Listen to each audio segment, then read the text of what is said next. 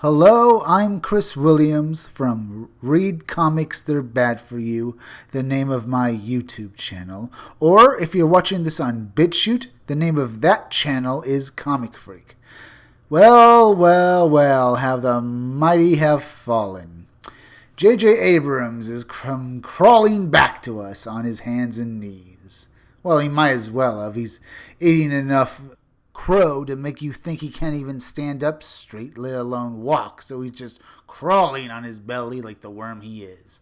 The article goes like this, and we can laugh along as we read it. J Abrams is grateful for all the Star Wars fans, even though he knows he won't please everyone. This December, Abrams, The Rise of Skywalker hits theaters, and all eyes are on the director to see how he concludes the Skywalker saga.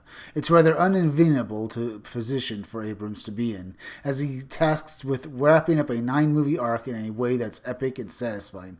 Everybody has their own ideas for how the saga should end, so Star Wars 9 is going to be heavily scrutinized under a microscope when it opens. Adding to the pressure is the fact The Rise of Skywalker is following one of the most divisive movies of the decade, The Last Jedi. Rian Johnson's entry in the saga spawned a multitude of heated debates about the merits of his creative choices. The film splits Star Wars fandom, and for everyone hoping Abrams stays true to his word and honors what Johnson did, there are people rooting for Abrams to pull off some sort of course correct and retcon The Last Jedi. Abrams is very much aware of how passionate Star Wars fans can be, and he's grateful they're all there to see his next movie. Oh, come on.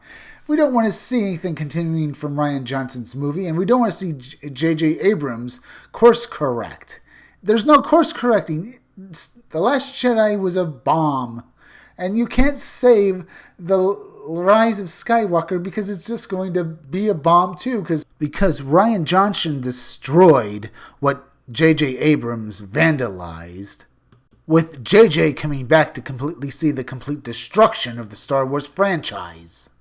Abrams made a statement to Marvelous TV during the 2019 D23 Expo. You just have to be grateful for them because you don't want to be working on something no one cares about. And you have to understand that they've got their opinions, and of course you have to value them. You're never going to please everyone, and you have to know that going in and just do the best you can. I'm nothing but thankful as someone who considers myself a fan. I can't wait for them to see the film.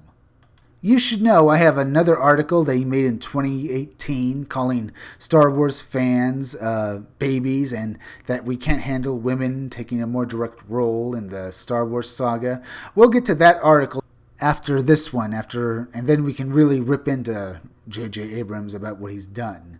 The article says Abrams is right whenever something as massive as Star Wars is involved. It's borderline impossible to please all viewers, from even Abrams' The Force Awakens, which wasn't nearly as polarizing as The Last Jedi, had its fair share of detractors who wrote it off as a poor remake of A New Hope. The best thing for Abrams to do is just put his head down and focus on making the greatest film possible. Canceling out the outside noise is arguably the healthiest choice of action. When filmmakers and studios allow fan response to dictate a movie's direction, something like the Justice League fiasco happens. It sounds like Abrams went into Star Wars 9 with the correct mentality. He understood at the outset The Rise of Skywalker would probably upset fans, and there's really nothing he can do about that. Yeah, he can do about that. He can run away. He can quit Disney and I must stress this, never come into contact with the Star Wars brand ever again. You hear me, J Abrams? Him or Rian Johnson. And the article ends with this. Ideally, The Rise of Skywalker will play out in a way that satisfies most viewers and fans, with a general consensus that it ended the saga on a high note. The brief glimpse of Star Wars 9 footage have teased something suitably grand that may have a few surprises in store. The return of Emperor Palpatine. Yeah, Emperor Palpatine. I know it's Emperor, but I can't really say his name. I'm appalled. Shocked, and many and some are still reeling from the Dark Ray tease in the D23 special look. Lucasfilm is being characteristically tight-lipped about Star Wars Episode 9, The Rise of Skywalker, so there's no telling what will happen come December. I'll tell you what will happen. This movie will fail. Emperor Palpatine died in Episode 6. He should not be back. He is dead. He should be a rotting corpse. And this is how it should end. With Disney being the Lord of the Sith, and then all the characters can come there and beat a freaking inflatable Disney mascot to death. That is the way episode 9 should end, because it can't end any other way, I think, except with Disney admitting that they loved the entire series and that Disney is dead, because we don't need any more Star Wars movies. Now, we're going to get into the part where I said we'd rip into J Abrams. About earlier, he made a statement in 2018 on an article how he insulted the fans of Star Wars. As he prepares to re-enter the Star Wars universe with his upcoming and still untitled Episode 9, Force Awakens filmmaker J Abrams is unbothered by the recent backlash to the diversity of Star Wars The Last Jedi. Asked by IndieWire about pushback from Star Wars fans who decided Rian Johnson's film for its focus on more female-centric stories, bolstered by the additions of franchise newbies like Laura Dean and Kelly Marie Tran, Abrams was clear their problems isn't Star Wars, their problem is being threatened. In December, an alt-right group claimed responsibility for lowering the film's Rotten Tomatoes score, claiming that its issues with the film partially stemmed from introducing more female characters into the franchise's universe. As the Telegraph noted at the time, user reviews included comments like politically correct to the point of boredom, SJW propaganda, and I'm frustrated that feminism and diversity have made their way into this film. This has ruined Star Wars for me as well as my kids. Keep liberalism out of it and stop ruining once great good things. Abrams was unfazed. Star Wars is a big galaxy, and you can sort of find almost anything you want to in Star Wars. He said, if you are someone who feels threatened by women and needs to lash out against them, you can probably find an enemy in Star Wars. You can probably look at the first movie that George Lucas did, Star Wars A New Hope, and say that Leia was too outspoken or she was too tough. Anyone who wants to find a problem with anything can find the problem.